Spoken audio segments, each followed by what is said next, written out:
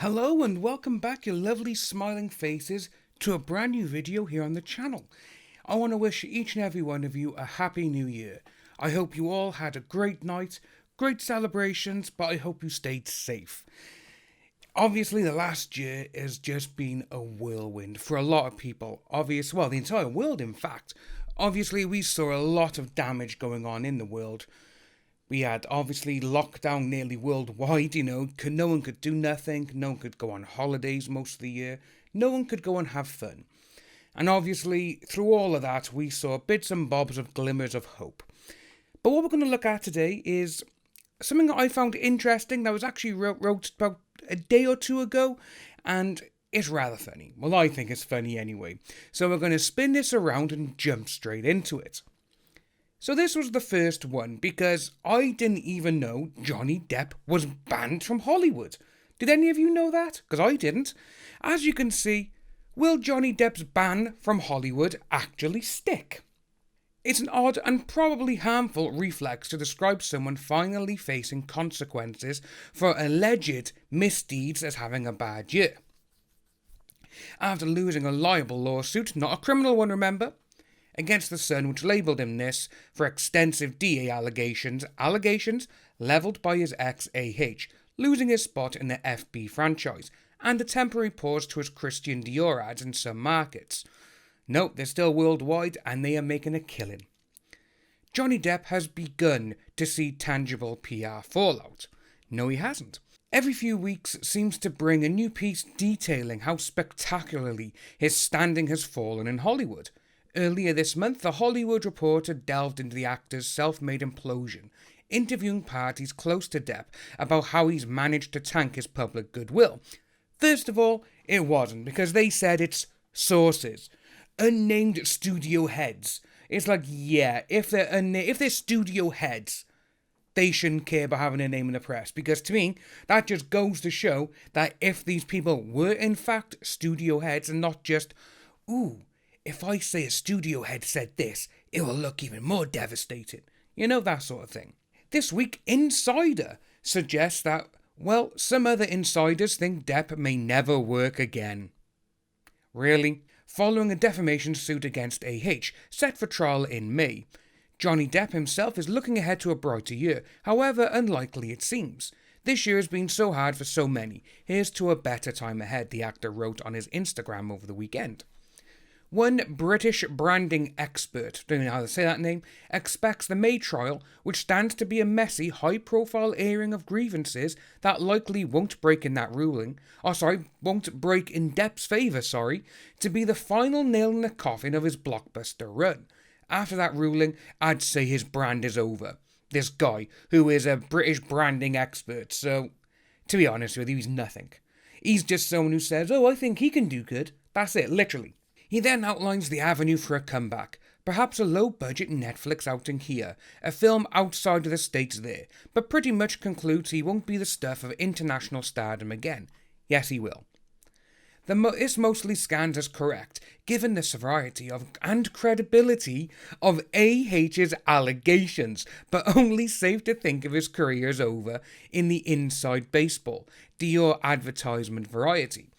Even if the examples contained therein are mostly tweets with anywhere from 0 to 3 likes, a story detailing Depp fans angrily replying to the Netflix account for the routine practice of removing a Depp film at the end of the month makes me think he'll survive anything. So with that part there, that is one of the things I like what they say right there. Mostly tweets with anywhere from 0 to 3 likes. Well, I have seen so many people put out a statement about Johnny or whatever, and the likes are literally 50 up to 3,000. So, again, this person, whoever wrote this, let's have a little look. Who wrote it? Sean Cook.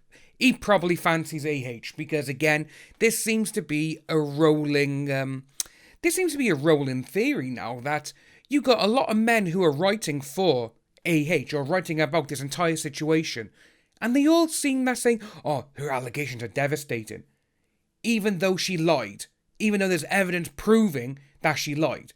So this just goes to show, even from something called Mike.com, which, to be honest with you, I've never heard of until today. And I just find that really funny that they're out there saying, oh, was 0 to 3 likes. Hell, I could go on Twitter right now, just say Johnny Depp rules, and I can get close to 1,000 likes. Just like that. So again, it's literally not what this person is saying.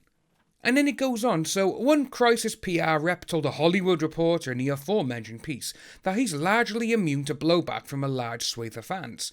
He still has a fan base that in many ways is like Donald Trump's with their emotional intensity. Again, when they start branding people, oh, they're like Donald Trump, they're like this, they're like that, that shows they haven't got a backbone to stand, and they haven't got anything to back up their claims. Again, being journalists, you would think these people had some kind of evidence to prove all this on, but they don't. They do not like being called out on it, as we have all called them out and we have all been blocked. It's a different sort of transgression, but Mel Gibson provides the playbook for what Depp's return might look like.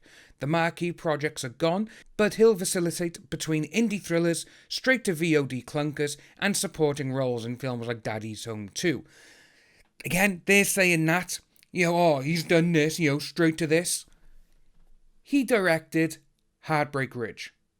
And that film there, literally, he was nominated for all the Oscars, Mel Gibson was, for directing, for producing, for everything else.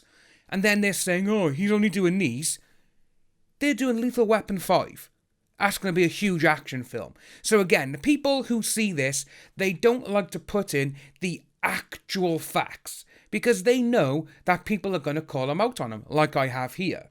So, FB aside, this isn't really different from what Depp has been up to before the defamation suit through his blockbuster Standing into a Loop.